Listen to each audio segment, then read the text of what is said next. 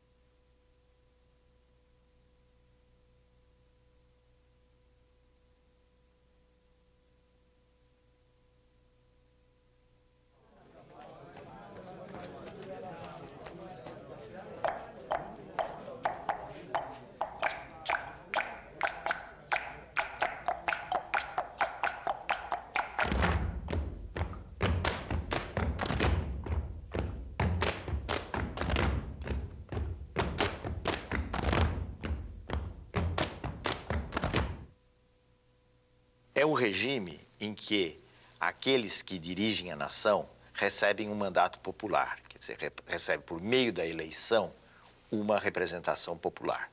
Isso distingue a democracia de qualquer regime autoritário, totalitário. Isto é, a ideia de que a soberania reside no povo e o povo elege os seus representantes.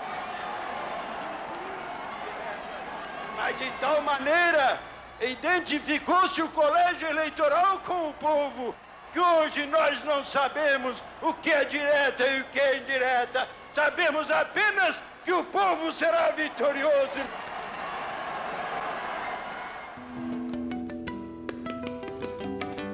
A morte do Tancredo levou à chegada ao poder do vice-presidente, que tinha sido eleito, José Sarney. Na realidade, o Sarney assumiu em meio a muitas desconfianças políticas, porque havia uma diferença sensível entre o presidente eleito e o vice. O Tancredo era um homem moderado politicamente e que vinha longamente combatendo o regime autoritário. Então, ele tinha um crédito de confiança grande.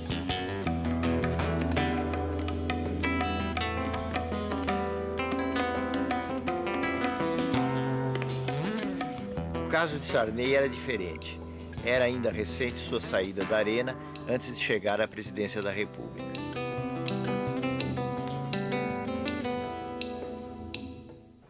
O Sarney manteve o SNI, o Serviço Nacional de Informações, como um órgão que vinha da ditadura e que ele entendeu que poderia ser adaptado a um outro contexto.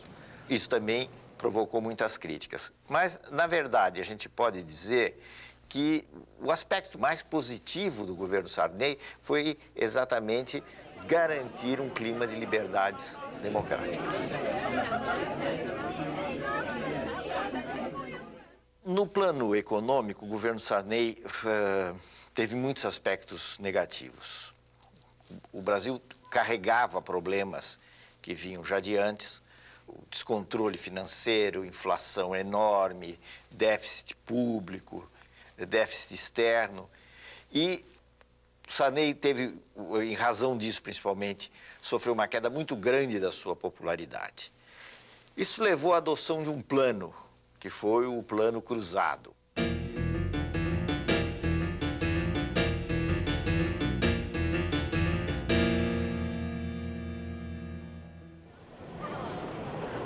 Se propôs um aumento imediato de salários, um congelamento de preços, e essas duas coisas juntas não funcionaram.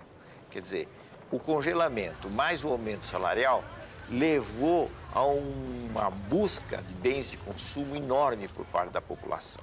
Foi um momento de euforia, vamos dizer assim, da sociedade. Preocupado com a explosão de consumo que levaria a uma inflação de demanda, o ministro Funaro pede à população para poupar. E a forma de ajudar é poupando. Se eles consumirem um pouco menos, nós estamos consumindo 30%, 40%, 50% acima do ano passado. Vamos consumir um pouquinho menos para dar mais tempo para que as empresas produzam mais. E guarda esse dinheiro na poupança. É uma grande forma de ajudar o Brasil. Em fins de 1986, o Plano Cruzado já fazia água, visivelmente, para os técnicos, para as pessoas que tenham maior compreensão da economia, das dificuldades, o plano fazia água. Agora, isso não era ainda claro para o conjunto da população.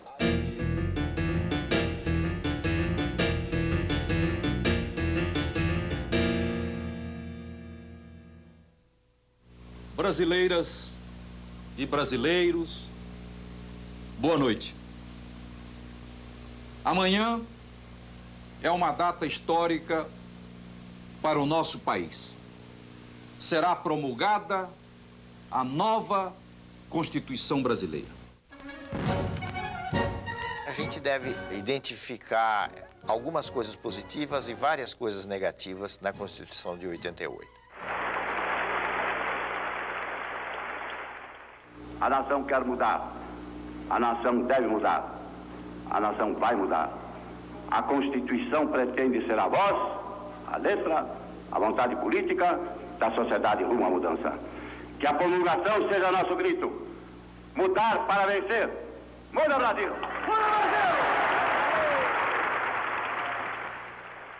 O aspecto positivo foi o aspecto de querer assegurar os direitos dos cidadãos de uma forma muito ampla. O direito de obter informações nos órgãos do Estado, por exemplo, o direito das minorias, o direito dos índios, como nunca existia no passado, foram alguns exemplos dos lados positivos da Constituição. O lado negativo foi o detalhamento excessivo da Constituição. Quer dizer, a Constituição entra em detalhes de direitos trabalhistas, de direitos de maternidade, etc., que não são questões próprias de uma Constituição. O senhor votou em que nome? PRD. Partido Democrático Popular. PDP? PDP. PSDB. Do ponto de vista partidário, as alterações que ocorreram foram uma cisão no PMDB, com a formação do PSDB. O partido é como que um cais. Os que chegam são motivo de alegria. Os que partem, de saudade precoce. Nós vamos ser um partido da reforma social, sim. Nós vamos fazer as reformas. O governo anuncia o Plano Cruzado 2. Além de medidas de estímulo à poupança, o novo pacote trouxe novos preços e mais impostos. Os mais atingidos com as medidas compulsórias são os assalariados de classe média. Despenca da noite para o dia a popularidade do governo.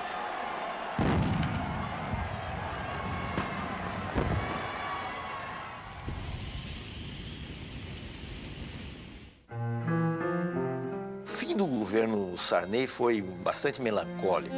O Brasil acabou decretando uma moratória, quer dizer, deixou de pagar a sua dívida externa. E, ao contrário do que muita gente pensa, isso representou um sério golpe nas finanças brasileiras. As eleições na sucessão do presidente Sarney, surgiram vários nomes. Brizola naquele momento, teve o seu, digamos assim, o seu apogeu como candidato à presidência da República. Porém, a disputa acabou concentrada no segundo turno entre Luiz Inácio Lula da Silva e Fernando Collor.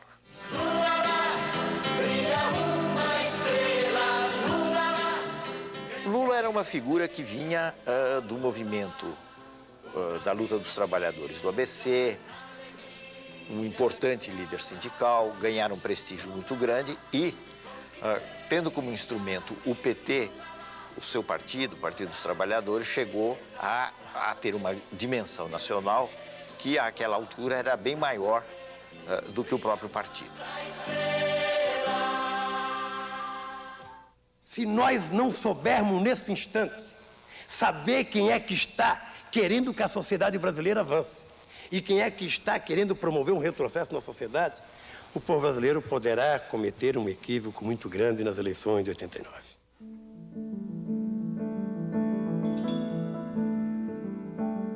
O Collor era uma figura que vinha, primeiro, de um estado pequeno, vinha de Alagoas.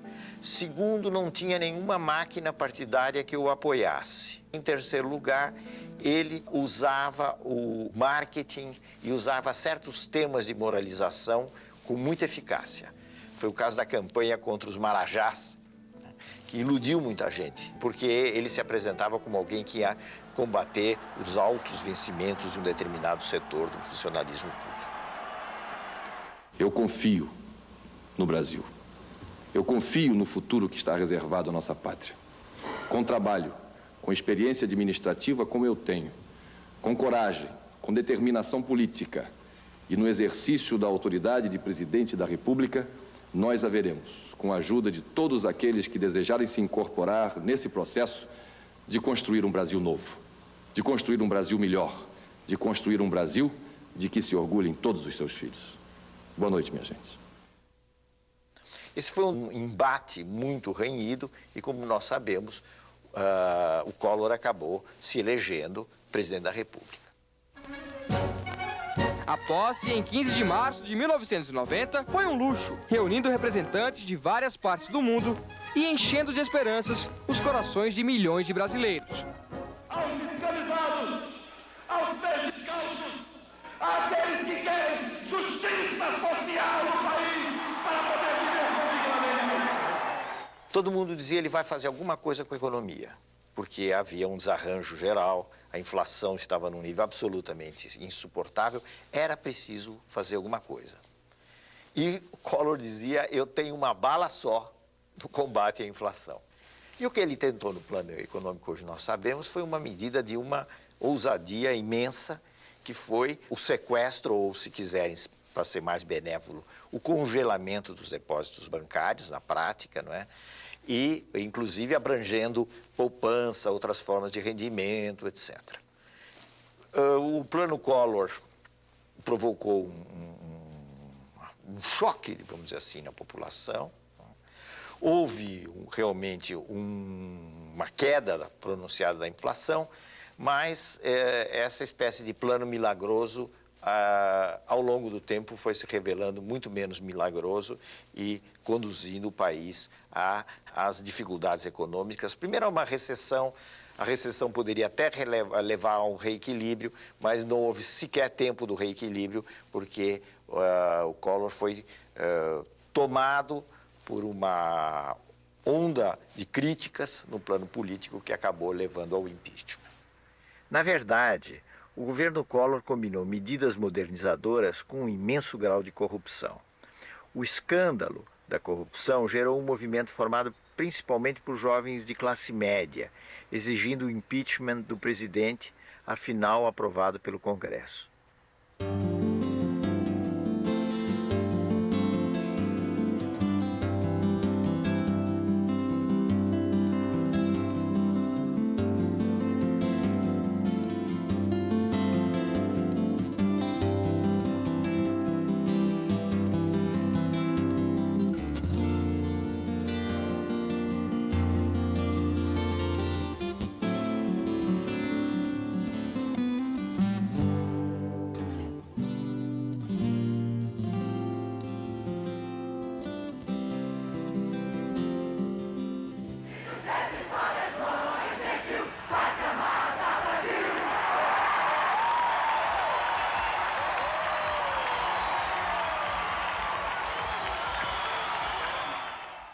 A lição que nós tiramos do impeachment é uma imensa lição.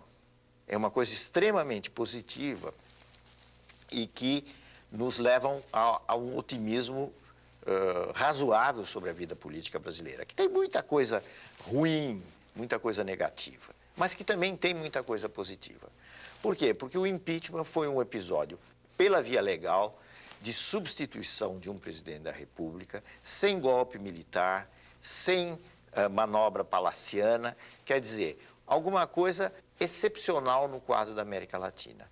Foi um momento de um passo a mais na maturação da democracia brasileira. Iniciamos este trabalho citando que conhecereis a verdade e a verdade vos libertará. E Getúlio Vargas também em um certo momento disse: quase sempre é fácil encontrar a verdade. Difícil é, uma vez encontrada, não fugir dela. Espero que a nação não fuja dessas verdades. Muito obrigado.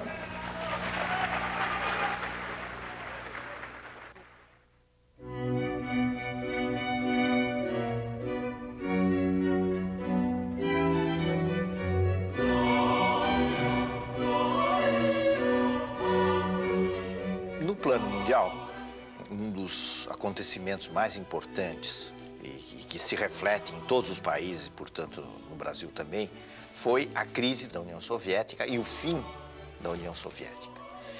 O fim, simbolicamente, foi representado pela queda do Muro de Berlim. Com o fim da União Soviética, a crise na Rússia, o que nós tivemos foi o fim da Guerra Fria, que dividia o mundo em dois campos e alterou muito as relações políticas no mundo, e o início de um processo que nós podemos chamar de plena hegemonia americana. A globalização é uma interpenetração, digamos assim, econômica e financeira que se dá em todo o mundo, não de uma forma igual, porque existe um centro hegemônico da globalização, que são os Estados Unidos. Mas eu diria que a globalização tem possibilidades positivas.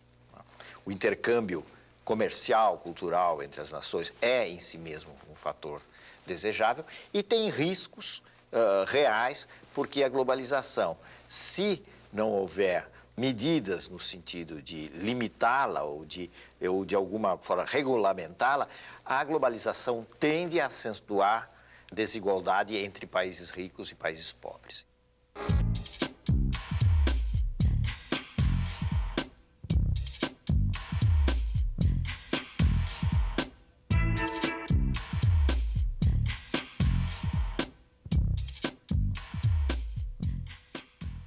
São as surpresas, os paradoxos da vida política que levaram Itamar Franco ao poder, como tinham levado Sarney ao poder. Nesse caso não havia a morte de um presidente, mas havia o impeachment de um presidente que era o Collor. Itamar era uma figura que vinha dos quadros do velho MDB, dos quadros da oposição, e que encontrara uma chance de subir na política mais, como candidato a vice do Fernando Collor.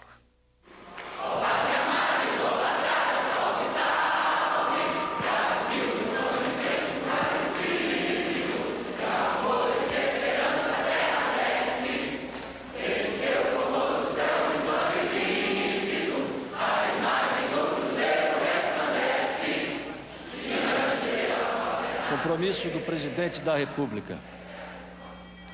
Prometo manter, defender e cumprir a Constituição, observar as leis, promover o bem geral do povo brasileiro, sustentar a união, a integridade e a independência do Brasil.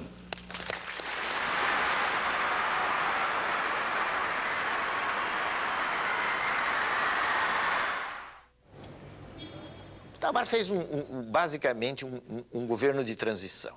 Ele completou o período Collor.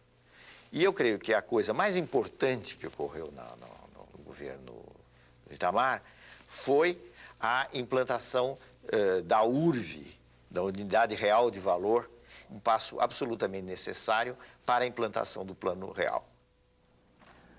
A moeda é o mais concreto dos atos de confiança das nações em si mesmas. Por isso, todos os processos inflacionários da história se relacionam com as crises políticas e com as crises morais. Com o real, o dinheiro que está no bolso do trabalhador vai manter o seu valor. Muito obrigado.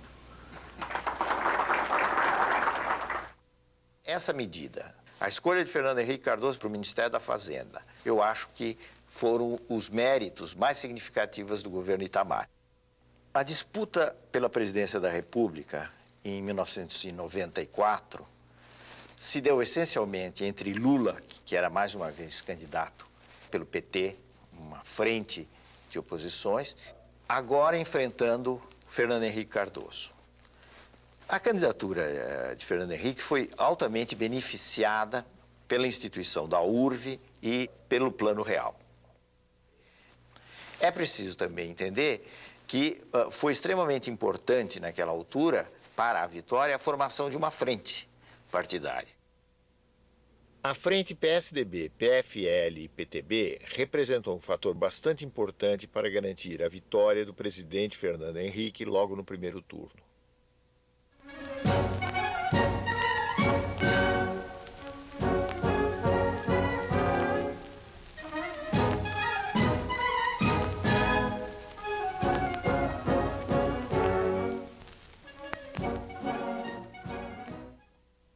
O Plano Real apresentou muitas diferenças com relação a planos anteriores. Primeiro porque ele acabou com a chamada indexação da economia. Quer dizer, acabou com aquele circuito de que os preços vão aumentando em função da inflação, etc. Ele quebrou isso. Fernando Henrique chegou às 9h30 da manhã. Cercado de crianças, comeu pão com manteiga e tomou café puro. Foi interrompido para dar autógrafo. Fernando Henrique pagou a conta de 55 centavos com uma nota de R$1 e recebeu um desconto de 5 centavos.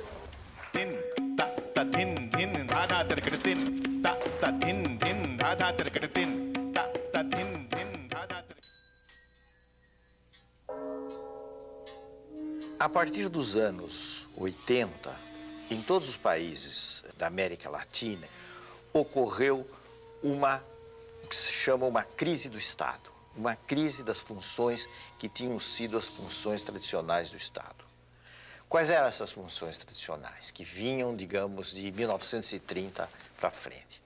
Eram as funções de um Estado que tinha um papel importante de financiar a economia, financiar o desenvolvimento econômico, controlar, ser dono, inclusive, de empresas nas áreas estratégicas. Tudo isso levando a um desenvolvimento que tinha o Estado como eixo. No caso brasileiro, a tentativa de mudar esse modelo do Estado, tornando mais flexível, privatizando serviços, começou de uma maneira muito tímida no governo Sarney. Avançou algo no governo Collor, mas foi no governo Fernando Henrique que se deram as privatizações de empresas importantes. Declaro vendida as ações da Teleste Participações S.A. pelo valor de R$ 5.783 bilhões, com ágio de 64,28%. Então, as privatizações são um fenômeno dessa reavaliação, dessa mudança das funções do Estado, pensada em termos diferentes do que se tinha no passado.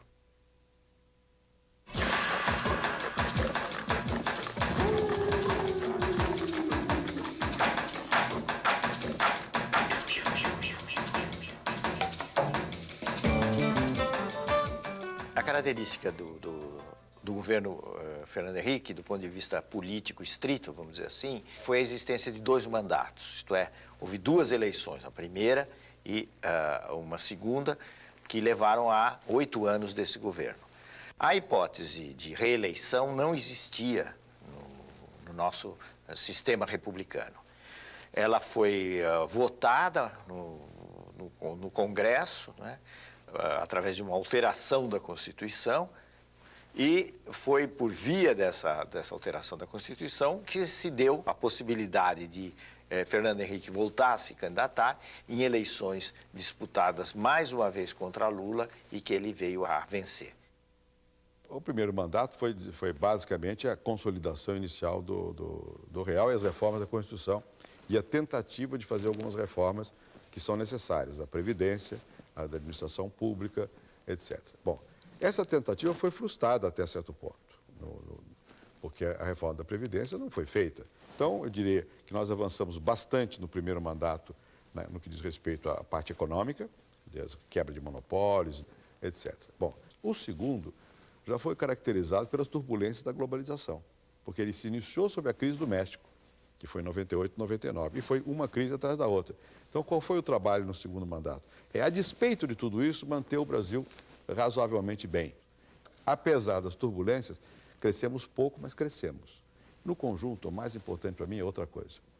É democracia e é um clima de respeito, de tranquilidade. Um clima que permitiu e permite que as pessoas exponham seus pontos de vista com toda a liberdade. Eu acho que isso é importante para que o Brasil possa realmente ser uma democracia, que não é fácil, por causa da desigualdade e da pobreza.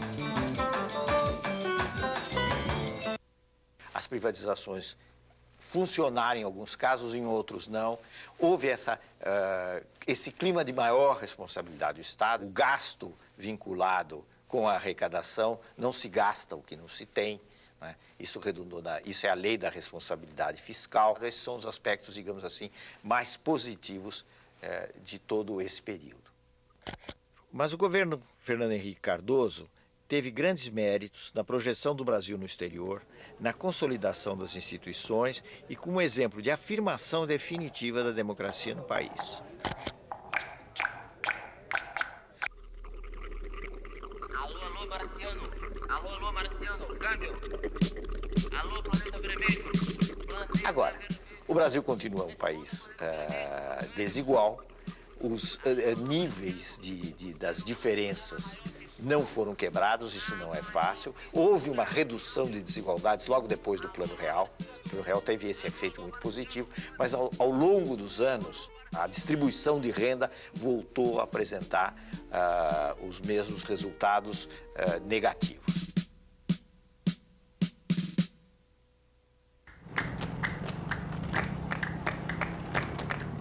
As eleições de 2002 se caracterizaram pela sua absoluta normalidade. A nítida vitória de Lula rompeu muitos preconceitos, representando um fenômeno novo na história do Brasil.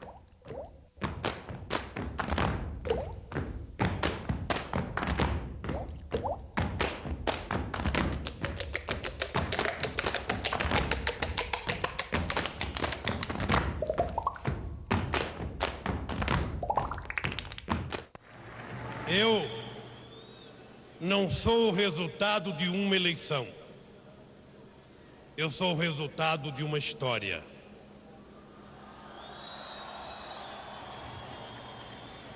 Eu estou concretizando o sonho de gerações e gerações que antes de mim tentaram e não conseguiram. O meu papel nesse instante, com muita humildade, mas também com muita serenidade, dizer a vocês que eu vou fazer o que acredito que o Brasil precisa que seja feito nesses 4 anos. Cuidar da educação, cuidar da saúde, fazer a reforma agrária, cuidar da previdência social e acabar com a fome neste país são compromissos menos programáticos e mais compromisso moral e ético que eu quero assumir aqui nessa tribuna, na frente do povo, que é o único responsável pela minha vitória e pelo fato de eu estar aqui hoje tomando posse.